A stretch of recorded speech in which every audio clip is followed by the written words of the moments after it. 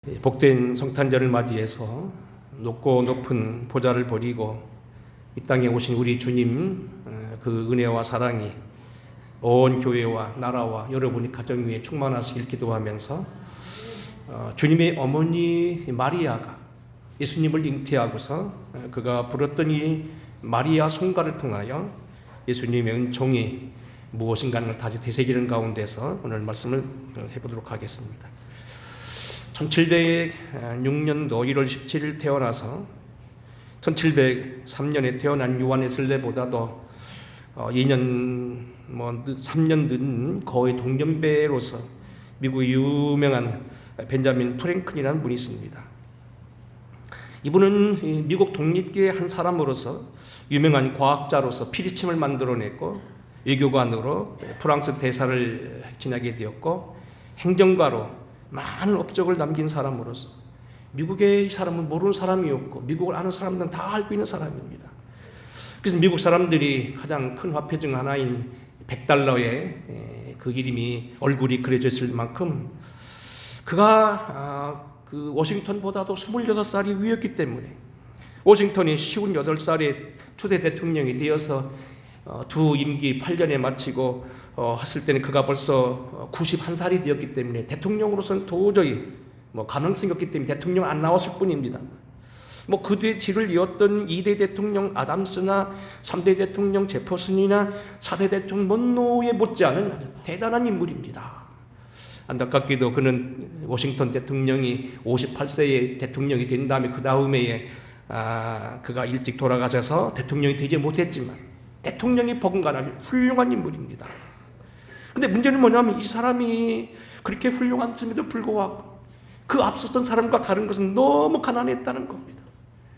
가난한 집에 태어나서 독립전쟁 중에 그 많은 일을 하고 훌륭한 일화를 많이 남긴 그런 분이었는데 결혼하기가 힘들었다고 그럽니다. 그 이유는 뭐냐면 그의 부모가 가난하다고 그 딸의 색식인의 가정에서 그를 멸시했다는 이야기입니다. 자네는 이 다음에 결혼한 다음에 무엇 할 거냐 했는데 나는 인쇄를 해서 벌어먹고 살겠습니다 하니까 미국에는 벌써 인쇄소가 2개나 있는데 또 하려고 그러느냐? 응?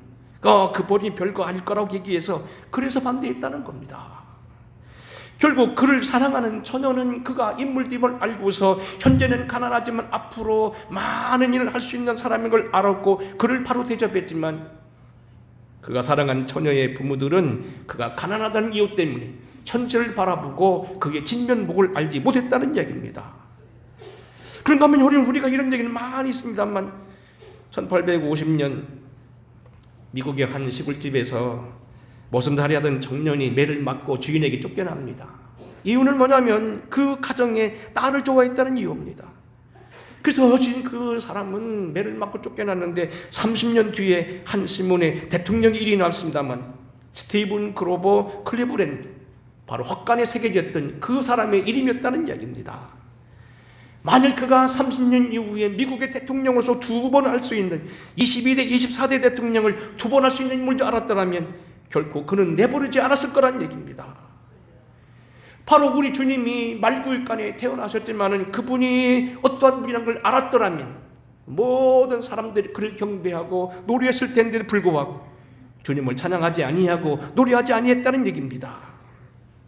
이제 오늘 성경 본문으로 돌아옵니다. 믿음과 순결한 처녀였던 성모 마리아는 어느 날 하나님으로부터 수태고지를 받고 예수님을 잉태하게 됩니다. 그래서 그는 그의 언니격에 해당되는 결국 세례 요한의 어머니였던 엘리사벳을 방문하게 됩니다. 유대 산지 요즘으로 말하면 사해바다 옆에 있는 그 아주 먼 곳에 쿰란동지에 있을 거라고 그런 예측을 하는데 그곳에 가서 만납니다. 그 본문이 바로 오늘 우리가 처음 읽었던 1장 39절입니다. 이때 마리아가 일어나 빨리 산골로 가서 유대 한 동네에 이르러 사가랴의 집에 들어가 엘리사벳에게 문안하니 엘리사벳이 마리아가 문안함을 들으매 아이가 복중에서 뛰노는지라. 엘리사벳이 성령의 충만함을 입어 큰 소리로 불러 이르되 여자 중에 네가 복이 있으며 네 태중의 아이는 복이 있도다.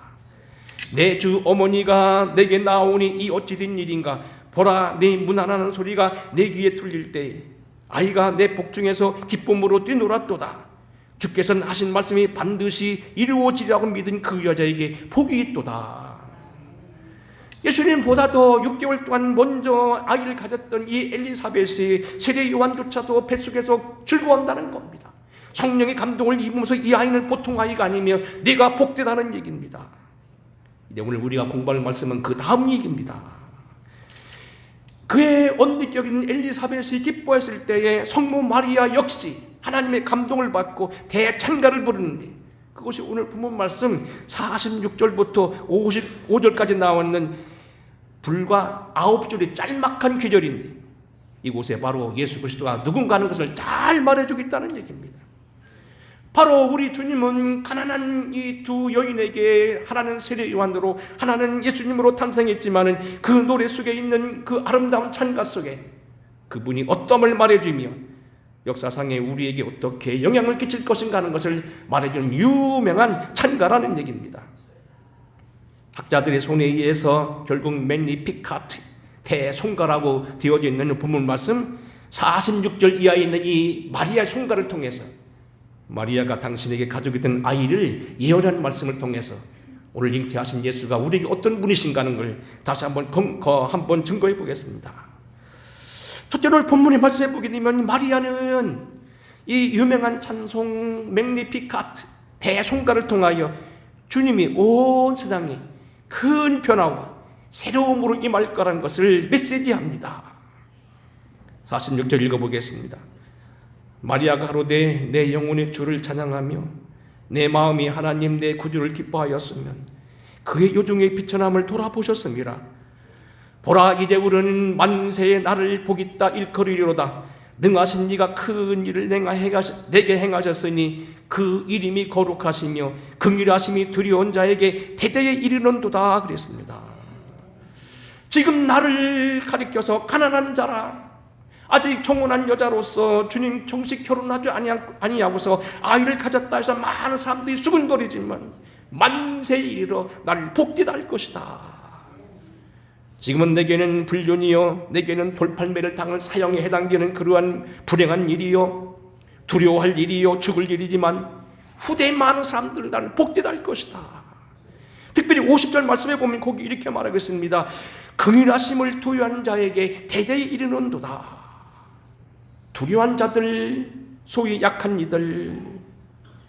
이사야서 42장에 보게 되면 지난주 공부한 대로 상한 갈대와 같은 인간들, 꺼져가는 등불, 험한 세상에서 상처를 받고 이미 살 소망을 잃어버리고 이 땅에서 정상적으로 살아갈 수 있는 능력을 상실한 사람들에게 오늘 복음을 전한다는 말씀입니다.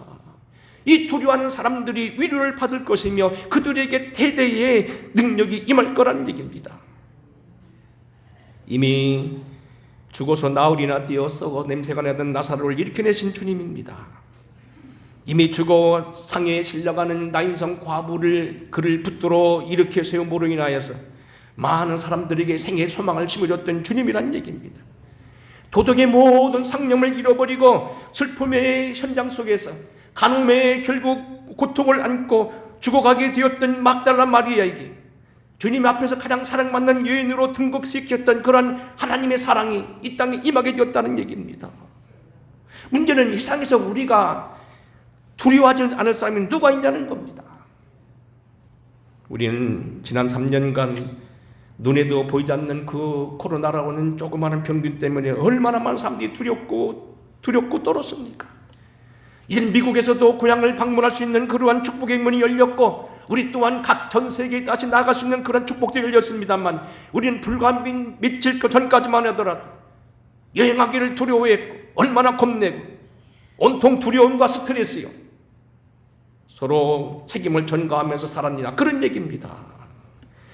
오늘 우리는 정말로 이 키엘케골이라는 유명한 덴마크 철학자가 말한 대로 죽음이란 질병에 빠져서 불안해하고 낙심하고 낭망하며 공포로 밀려가며 오늘 우리는 신음하고 그렇게 죽어 있었던 것이 아니란 얘기입니다.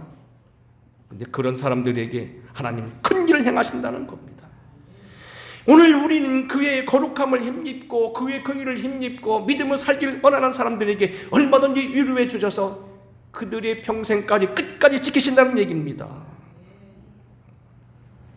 지난주에도 우리는 남미 과타말레에 있는 알모논가에서 얼마나 큰 일이 벌어지고 있으며 가난과 불의와 다툼과 시기와 절망 속에서 그리고 파탄 속에 있던 그들에게 얼마나 하나님의 큰 축복을 받았는가 하는 것을 우리는 알게 되었습니다.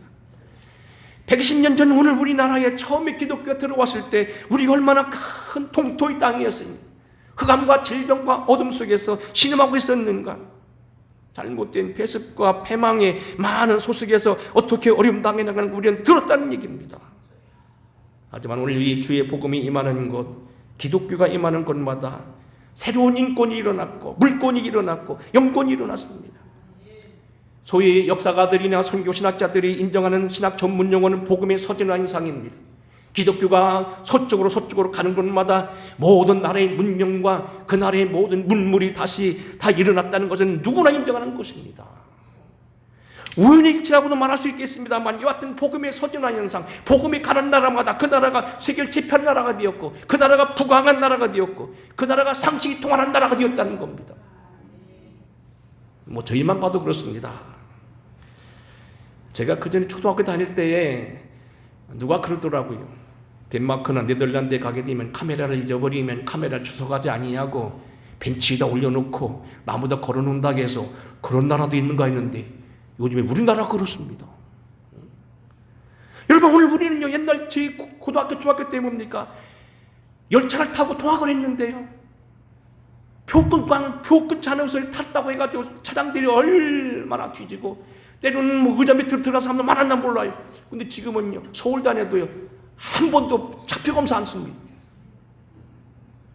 차표 그냥 공짜로 끌고 다니는 사람이 없다는 얘기입니다. 고집과 폭력과 질병과 흑암에서 살던 백성들에게 오늘 우리에게 얼마나 좋은 세상이 되었는가. 사실 우리가 보면은 정치인들이나 어떤 일단의 사람들이 여기에 부응하지 못해서 그렇지 사실 우리는 지금 엄청난 변화를 겪고 있다는 얘기입니다. 사망의 자리에 앉았던 수없는 죄인들이 새 삶을 발견하게 되었습니다. 새로운 소망과 삶의 오늘 은총을 발견하게 되고 무지와 공포와 배고픔에 있던 종들이 오늘 우리가 새롭게 하는 풍요와 일락 속으로 들어가게 되었다는 얘기입니다. 주님의 어머니 오늘 여기 마리아는 우리들이 이렇게 말합니다. 여종의 때 복이 있도다. 큰 일을 행하셨으며 그 이름이 거룩하시며 긍휼하심이 두려워하는 모든 자에게 임할 것이라. 예수 그리스도를 통하여 온 세상에 변화가 나타날 것을 말하고 있습니다.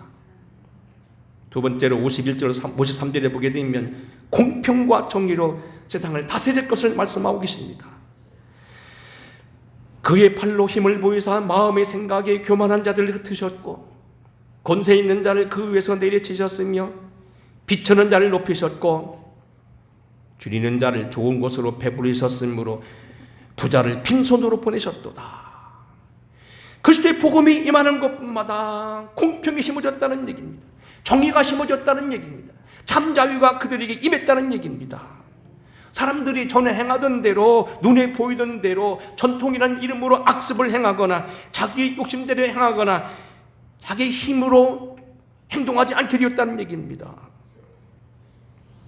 우리나라 구한말의 지성을 대표하는 신채호 선생님은 이런 얘기를 했습니다. 이 땅에 자유나 평등이나 민주나 하는 말은 다 기독교에서 나온 말이다. 나는 정식 기독교를 믿는 사람은 아니나 나의 모든 사상은 그들에게서 배웠다. 자유니 평등이니 민주니 하는 건 다 교회에서 나왔다는 겁니다.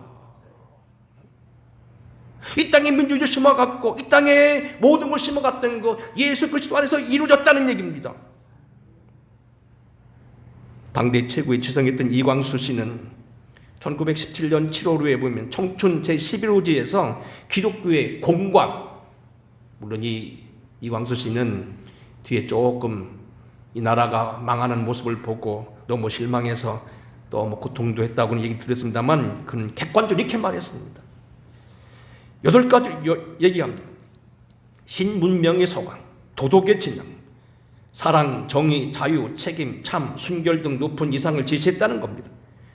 교육을 보급해서 근대적인 예술이나 교육이나 해당 교육을 통하여 신교육과 민중 계몽 문맹을 답피한 기독교의 공이라는 겁니다.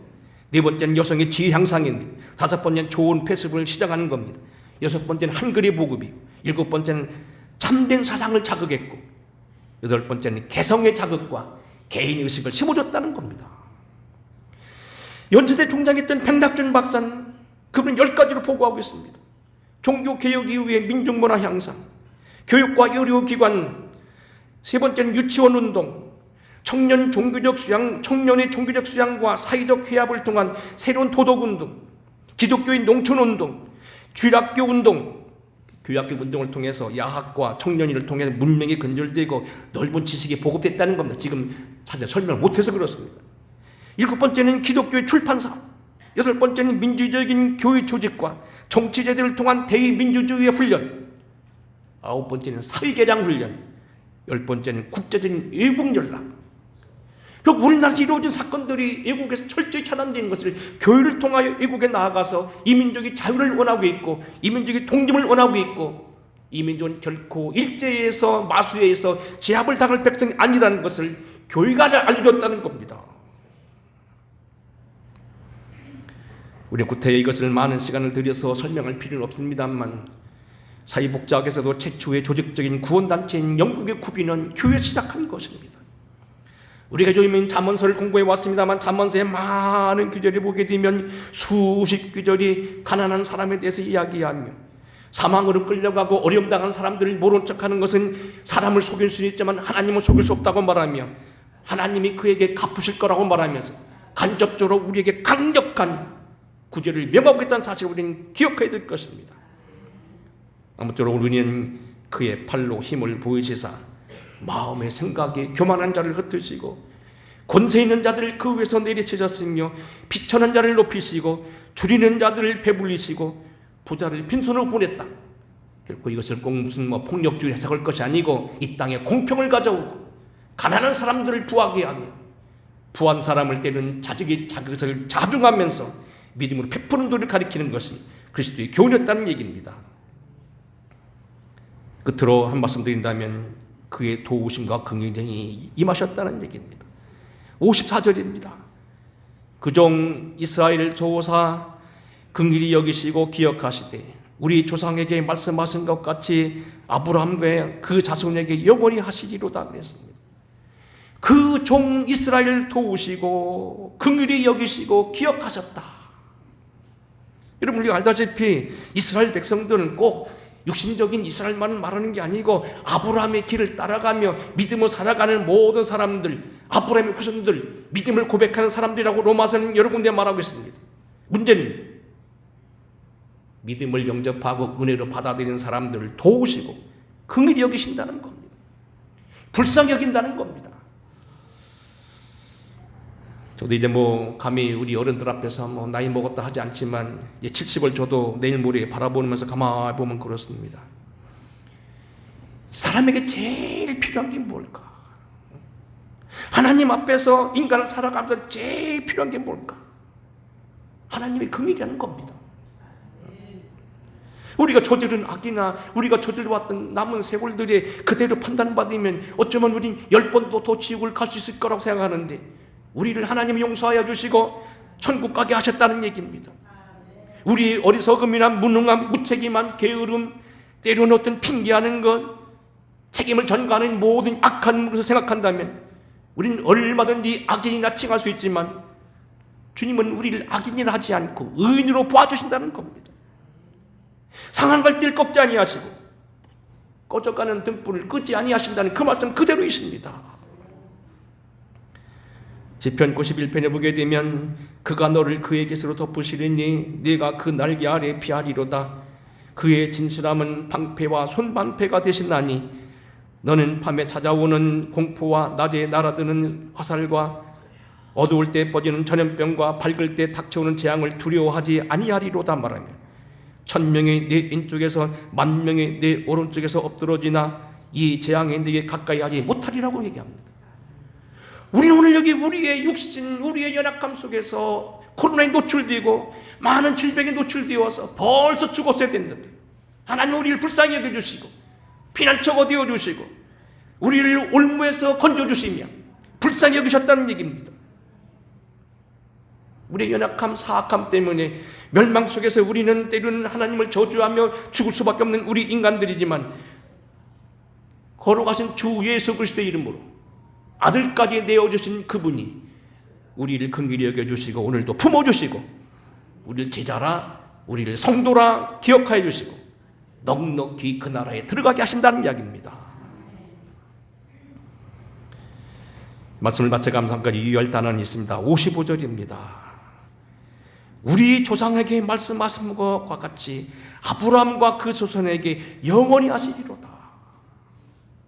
모든 사람이 다 그런다는 것은 아니란 얘기입니다. 우리 조상에게 말씀하신 바와 같이 아브라함과 그 자손에게라는 말이 있습니다. 믿어야 된다는 얘기입니다. 믿음을 간직하는 사람들에게 하나님은 그렇게 하신다는 이야기입니다. 아무쪼록 오늘 여기 하늘의 보좌를 버리시고 낮고 천한 이 땅에 오셔서 우리 위에 대신 매를 맞으시고 우리 위에 대신 죄를 지고 가시까지 하시기 위해서 오늘 가난하고 비천한 몸으로 이 땅에 오셨던 주님, 우리에게 여러분 공평과 정의를 심으시고 우리를 불쌍히 여겨주시고 우리에게 새 일을 행하시기 위해서 오셨다는 말씀을 기억하면서 믿음으로 승리하는 우리가 되기를 바랍니다. 줄이는 자에게 좋은 곳으로 배부리시며 부자를 빈손으로 보내셨도다. 이 땅에 무슨 공산주의 운동을 말하는 게 아니라 우리에게 공평을 심어주시고 우리가 사람 살만한 일을 허락해 주시고 우리로 하여금 떳떳하게 살아갈 수 있는 그 길을 마련해 주신다는 그 말씀인데, 주님 앞에서 오늘도 아브라함의 후손 믿음으로 살아가는 오늘 우리를 통하여 주님 영광 받으신다는 사실을 기억하면서 믿음으로 당당히 살아가는 여러분에게 주님 오늘도 오셔서 여러분을 도우실 준비가 되었다는 걸 기억하면서 그 믿음으로 승리하는 저와 여러분 되기를 주의 이름으로 축원합니다. 고마우신 아버지, 성탄절을 맞이해서 우리에게 다시 오신 주님을 기억하게 하여 주시옵시고 오늘 그의 어머니 마리아를 통하여 우리에게 예언되어진 말씀을 기억하게 하여 주시옵시되 우리 일생은 더 이상 비천하다 가난하다 하지 아니하고 우리에게 복 있다 말씀하시며 능하신 팔로 큰 일을 행하신 거룩하신 이름을 찬양하게 하여 주시옵시고 오늘 우리들에게 팔로 힘을 부으신 우리를 도와주시고 불쌍히 여기신 그 은혜에 붙들리는 우리가 되게 하옵소서. 한 해를 마감합니다. 또다시 한 해를 바라봅니다. 은혜 속에 한 해를 정리하게 하여 주시고 믿음으로 한 해를 힘있게 출발할 수 있도록 오늘도 우리에게 다시 오신 주님과 동행할 수 있는 우리가 되게 하옵소서. 진정한 아브라함의 후손들 되게 하옵시고 진정한 이스라엘 백성들이 되게 하옵소서. 예수님 거룩하신 이름 받들어 간절히 축복하고 기도하옵나이다. 아멘. 찬양 드리겠습니다.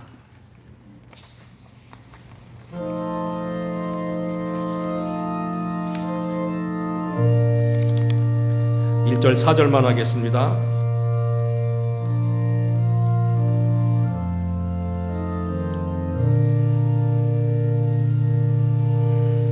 고요한 밤 거룩한 밤 어둠에 묻힌 밤 주의 부모 앉아서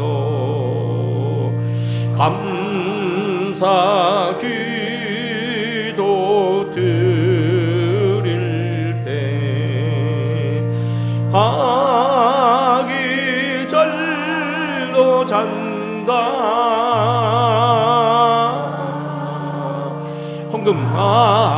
헌금하기 절도 잔다